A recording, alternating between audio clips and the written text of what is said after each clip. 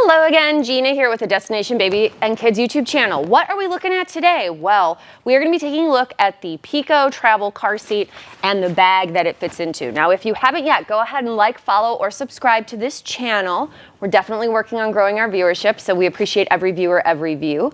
And something else you could do, if you want to show your support for this channel, the best way to do that is to head on over to our website, destinationbabykids.com. The products that you see in this video are able to be purchased directly off the website in a variety of fabulous colors, can ship to your home for free. And the nicest part is that it enables us to spend more time making this type of content because people are actually buying from our store. We're a real brick and mortar store here in the San Francisco Bay Area. So again, we sell all of this stuff in person, but if you are learning digitally, come and buy from us digitally. We would love that. Okay, let's launch into the Pico and how it goes into the travel bag. Now, Pico WAYB, this is a traveling car seat. It's a really nice option. I'm gonna maybe bring it over to the camera to show some of the things that I'm discussing. The first thing that you would do is obviously remove it from your vehicle. There are lower anchors that you would pop out of either side, and then you're of course gonna wanna undo your top tether. So, or if it's belted in, you would undo the seatbelt and you would undo the top tether. I'm going to assume that you understand how to do that without demonstrating that in this video. Now, if I bring the seat over to the camera, what we're going to be looking for are red pieces. So on the back of the seat, there is a red tab.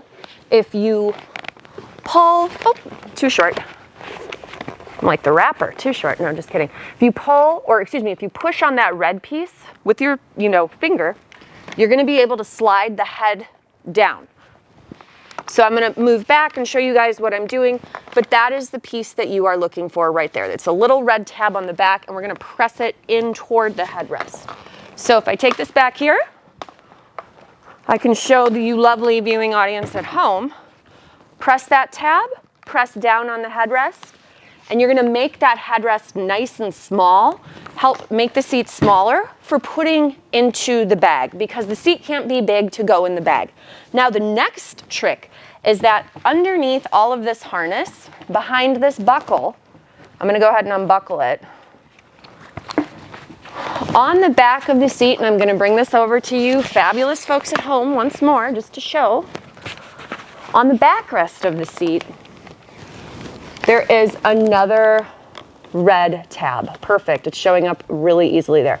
I don't know if you can read the writing on there. I did switch the camera over to HD, but it is referred to as a seat release. So that we're definitely going to want to do before we put it in our bag. So you will pull that piece forward, and now the butt can fold back underneath to the back of the seat. Now, there is an additional little tab on the back here that a lot of people miss. So again, coming close to show you all. Can you see this with this blue piece? If I put my finger behind it, you can kind of see it's like a loop. So we're just looking for that little loop, and that loop is actually going to loop around that red tab that we saw earlier. Okay, so we looped that around. The seat is now locked together. It's folded and it's locked. And that was really simple. There was nothing tricky about that. We identified the red pieces, we identified the turquoise little loop, and then we got it going. So now we're going to take our Pico travel bag. This is the backpack style. It opens up on the top with a zipper.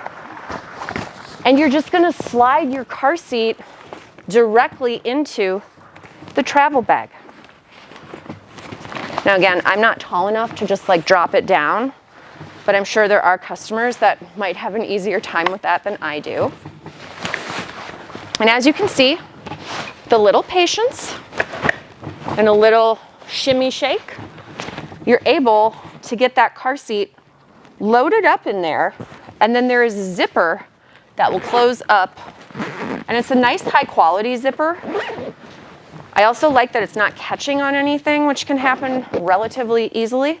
So that is our little Pico car seat travel bag with backpack straps. And again, this seat is like 10 pounds maybe at the most. It's so lightweight. I've got to tighten this. Man, I'm short. Anyway, as you can see, you're able to just wear it on your back. You can go through luggage, gate check, whatever you need to do, or even just in your car if you don't want it to get disgusting. The other thing that's nice is that there's like a gigantic pocket on the side that you could store more stuff. And there is a suitcase piece here on the back. So if you have a sliding suitcase handle, this can sit directly on that. I'd also argue you could probably fit more stuff into the travel bag if you wanted. So again, Pico WAYB, which is the car seat, you can check that out on our website, destinationbabykids.com. Awesome travel car seat, forward facing only, and they make some of the best accessories for it, like this awesome little travel bag, also available on my website, destinationbabykids.com. Head on over there, take a look. If you have any follow-up questions, leave them below. Do you think the Pico would make sense for you? Now, the other thing that I tell you to check out is I just made a video about convertible car seat bags. So maybe instead of buying a travel car seat, you want to buy a car seat bag. Head on over to that video and look at it. I'll link it below. See what makes sense for your lifestyle. Thanks guys for watching. We appreciate you so much, and we will see you in our next video.